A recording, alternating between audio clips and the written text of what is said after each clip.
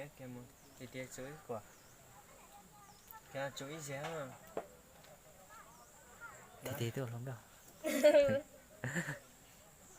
giờ chuối quả ấy rồi chạy ra rồi chạy để biết tao sẽ có rồi giờ cho anh cái giống nên cho nó gió gì nào đúng không gió cũng nhẹ nên lúc gió nhân thì ạ nó sáng toàn ta toàn nó là ít là bé gì ta sao mùa mùa hả mùa từ mùa có lắm bê cho nào tôi không bao bảo cái xảy mua gì à mất mùa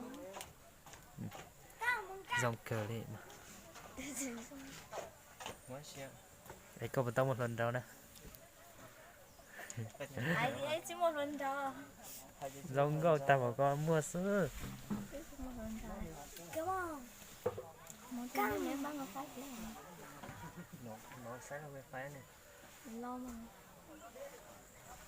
thì sao có lúc gì nó có từng ngày lâu bây giờ chỉ thằng phản luôn à nhiều chỉ giờ thế đó nó khỏi đi theo nó có một chút tăng một chút chín lo ta không có tăng là để chia bây giờ anh ít quá kia ê tôi sẽ cho biết lại cho về đó ít lại cho về ít lại đó nên mà xích pizza đi ơi chuối quá lại về đó chuối sẽ lấy nhiều chuối cái gì mà gì mà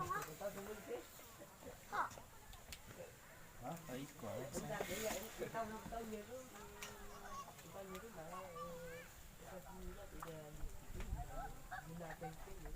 có thủ phải bố chả nó từ mùa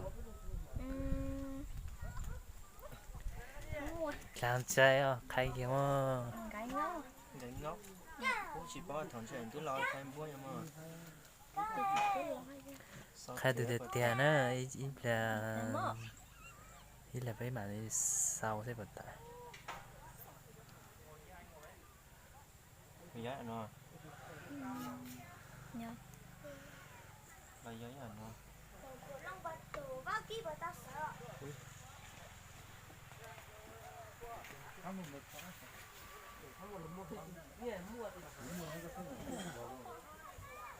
lúc từ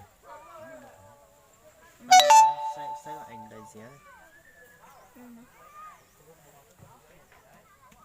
cứ chợ tao sao chỉ do như vậy tao dùng gì đấy là suy chẳng thở ớt tính ít là biết nè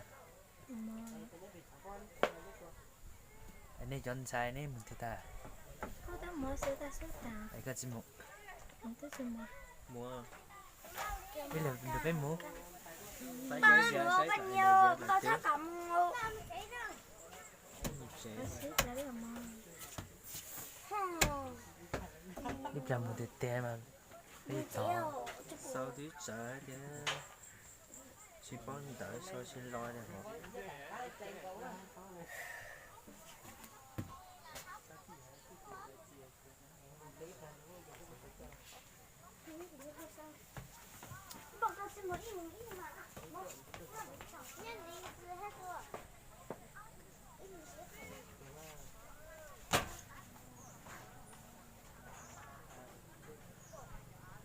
có cần đó là bị trả lại được mua mình chỉ cần đó à đáng ga tiền tôi chỉ cần còn một chỉ xong nữa cô có bé không đâu có phải không hả trẻ thế họ như chị bây giờ chỉ bù lên đi thế à phải có nó sòng nó vào quần ta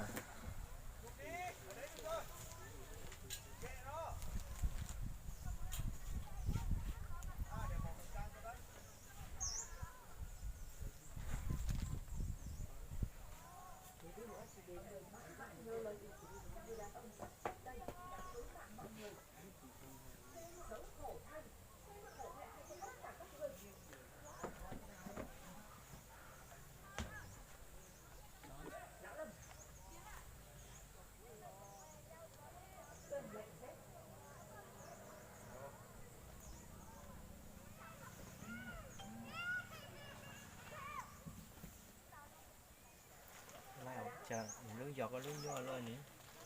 Đây à. FN mode.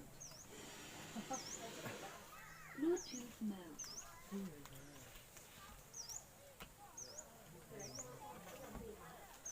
Đâu đụng đâu bây giờ. Bluetooth mode. Cái chụp ảnh.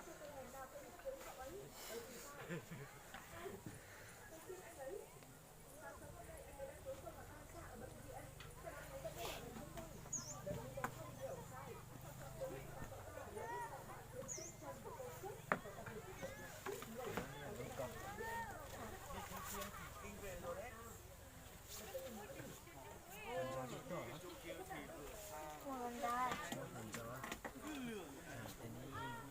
Tém à? Hay chết tiếng không? Ê, tức tém mà giống rồi nhưng mình đã tiếp tục. Nhưng chỉ cần đã đó. Chỉ cần Cái đó là gì sao là? phải tăng lên bạn. Chỉ sáng cái đó. Dạ. Bấm dây như thế, bấm check phát chụp Anh luôn. đi cho chỉ cái đó. Cũng có sự phải đi. Luôn ăn.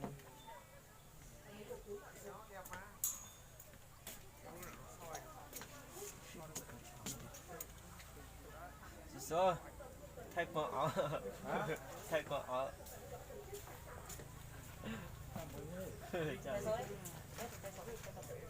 Thay sao ở được cái sao này? Mình số ở được sao?